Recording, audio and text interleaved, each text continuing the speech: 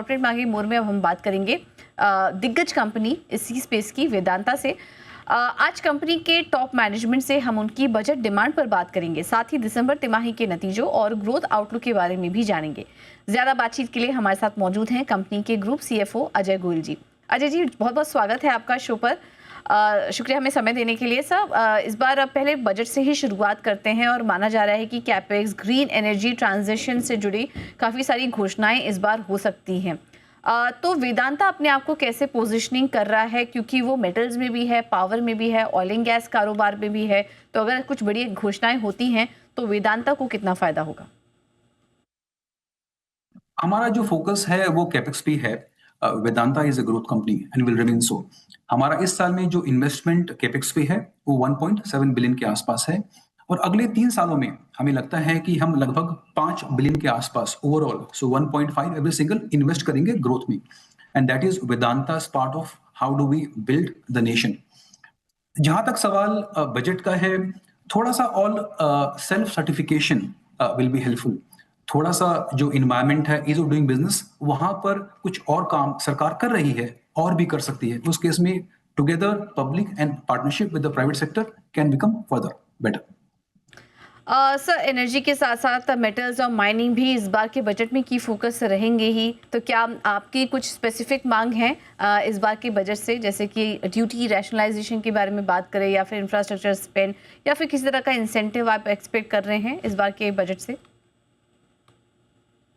देखिए, energy security अभी world over एक बहुत बड़ा विषय है।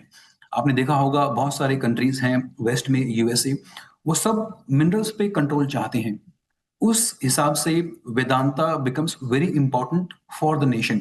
सो Vedanta is a company for the country. जहां तक सवाल बजट का है, whatever is good for the country is good for the company as well. हम चाहते हैं जो सरकार का सहयोग है वेदांता से वो कंटिन्यू रहे and will keep creating value for all stakeholders. बिल्कुल। चलिए सर, अब बात करते हैं कुछ नतीजों की। और इस बार हम देख रहे हैं कि एबिटा आपका 37% के ऊपर बरकरार है। हालांकि नेट प्रॉफिट में इस बार करीब 80% की बढ़त देखने को मिली है। तो ये जो मार्जिन और मुनाफे में हमने इतनी बड़ी बढ़त दिखी है, इसके पीछे क्या की ड्राइवर्स रहे हैं? तो थर्ड क्वार्टर वेदांता के लिए बहुत ही महत्वपूर्ण क्वार्टर है। इनफैक्ट ये हमारे लिए एक ऐतिहासिक क्वार्टर है। अगर हमारे नंबर देखेंगे, जो महत्वपूर्ण फाइनेंशियल मैट्रिसेस हैं, रेवेन्यू, एबिटा और पैट, ये हमारे हिस्टोरिकल बेस्ट है। आपने देखा होगा कि हमारा इस क्वार्टर में जो प्रॉफिट आफ्टर टैक्स पैट है 7,807 करोड़, ये 60% से हमारा बढ़ा है। इसके पीछे 2-3 कारण हैं। एक तो जो ओवरऑल इन्वायरमेंट प्राइसिंग की है वो बहुत ही पॉजिटिव है। So demand supply gap across aluminium, zinc और सिल्वर से प्राइसिंग हाई है। वेदांता का लेकिन जो फोकस है वो वॉल्यूम पे है और कॉस्ट कम करने में है। So both higher volume, lower cost and better pricing lead to our historical best revenue, EBITDA and PAT. Segment wise अगर बात करें, oil and gas, power, zinc और इंटरनेशनल वॉल्यूम्स में भी हमने देखा कि वहां पर थोड़ी इंप्रूवमेंट देखने को मिली है। तो सेगमेंट वाइज सबसे मजबूत प्रदर्शन कहां पर रहा है और कहां पर आप स्ट्रॉन्गेस्ट विजिबिलिटी देख रहे हैं आने वाले समय में, आने वाले क्वार्टर्स में ग्रोथ के लिए? वेदांता का एक जो बड़ा पॉजिटिव फैक्टर है वो वेदांता का पोर्टफोलियो है, वो काफी डाइवर्सिफाइड है। The way to look at Vedanta is a portfolio view.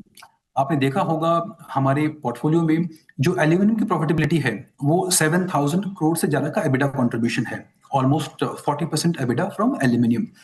वहां पर हमारा फोकस अगेन वॉल्यूम पे और कॉस्ट पे रहेगा। प्राइसिंग जहां तक हमारा अनुमान है वो हाई रहेगी फोर्थ क्वार्टर में और अगले साल भी। जो सेकंड सबसे इंपॉर्टेंट वेदांता का बिजनेस है वो जिंक इंडिया है। हिस्टोरिकली वो हमारा सबसे बड़ा बिजनेस रहा है। अगेन वहां भी आपने देखा होगा पिछले क्वार्टर में हमारी कॉस्ट $940 पे आ गई है per ton, which again is a 5 year lowest cost. So aluminium और जिंक से हमारा ऑलमोस्ट 80% प्रॉफिट आएगा। बाकी जो बिजनेसेस हैं वो ग्रो कर रहे हैं, वो हमारे ग्रोथ बिजनेसेस हैं। So growth lies in the portfolio. So overall across the portfolio, aluminium, zinc, oil and gas, सब में हमारी अपॉर्चुनिटीज हैं। हम्म। बिल्कुल। तो वॉल्यूम पर रहेगी नज़र। लेकिन सर हम कुछ अगर सेगमेंट वाइज ही देखें तो जिंक डिवीज़न की बात करें तो वहाँ पर लागत काफ़ी ज़्यादा है, स्पेशली इंटरनेशनल मार्केट से कंपेयर करें तो। यहाँ पर आगे आप किस तरह का ट्रेंड देख रहे हैं? Zinc international in fact growth trajectory पे है। अगर आप देखेंगे जो वॉल्यूम ग्रोथ है जिंक इंटरनेशनल बिजनेस में इस साल में हमारे यहाँ हाईएस्ट है। वो अभी हमारा छोटा बिजनेस है, लेकिन वह पोटेंशियल हमारे हाईएस्ट है। जैसे जैसे हम वॉल्यूम को बढ़ाएंगे जिंक इंटरनेशनल में और कॉस्ट ध्यान देंगे, वहां पर कॉस्ट हमारी कम होने वाली है।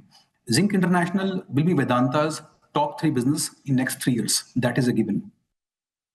आगे फोकस पावर बिक्री की बात करें 61% की ग्रोथ वहां पर आई है। एथेना और मीनाक्षी प्लांट जो आपका शुरू हुआ है वहां से ये सपोर्ट भी मिला है। तो क्या ये ग्रोथ फुली रिफ्लेक्ट कर रही है जो प्लान्स आपके शुरू हुए हैं वहां से, या फिर यहाँ से और ज्यादा अपसाइड आप देख रहे हैं इस ग्रोथ में? पावर में आपने देखा होगा ये मीनाक्षी और एथेना हमारे न्यू प्लांट हैं जो इस साल में ही कमीशन हुए हैं और अभी ये पूरी कैपेसिटी पे नहीं है। अभी जो वेदांता का जो मर्चेंट पावर पोर्टफोलियो है वो लगभग 5 गीगावाट का है। ये नंबर बढ़ के 7 गीगावाट हो जाएगा अगले साल में। और वेदांता का जो ओवरऑल आउटलुक है, स्ट्रेटजी है, विजन है, हम चाहते हैं हम 15 गीगावाट तक पहुंचे। इन केस में Vedanta will be in the countries top 1 और 2 players in the power sector. So power sector में ग्रोथ की संभावनाएं बहुत ज्यादा हैं और वेदांता का फोकस वहां पर रहने वाला है। आखिरी सवाल डीमर्जर से रिलेटेड होगा। अब एनसीएलटी की मंजूरी भी मिल चुकी है, अब इसके बाद आगे क्या की माइलस्टोन होंगे कंपनी के लिए, और शेयर धारकों को किस तरह का रिवॉर्ड आने वाले समय में मिल सकता है, ये इन्वेस्टर्स जानना चाहेंगे। आपने देखा होगा डीमर्जर का जो सबसे महत्वपूर्ण कारण है वो वैल्यू अनलॉक है। So value already exist, demerger only unlocks the value.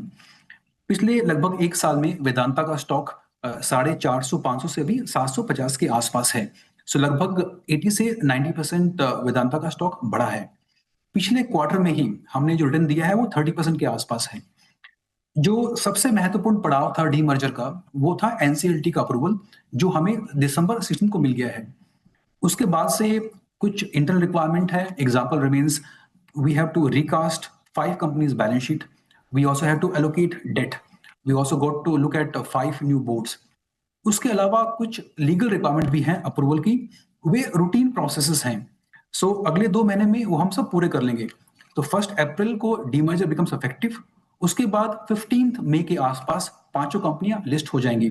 So between 1 April and May 15 all 5 companies will get listed. तो पहली तारीख से लेकर 15 मई के बीच में हम देखेंगे कि सारी कंपनियां लिस्ट भी होते हुए नजर आएंगी। तो बढ़िया वैल्यू अनलॉकिंग यहाँ पर इन्वेस्टर्स के लिए।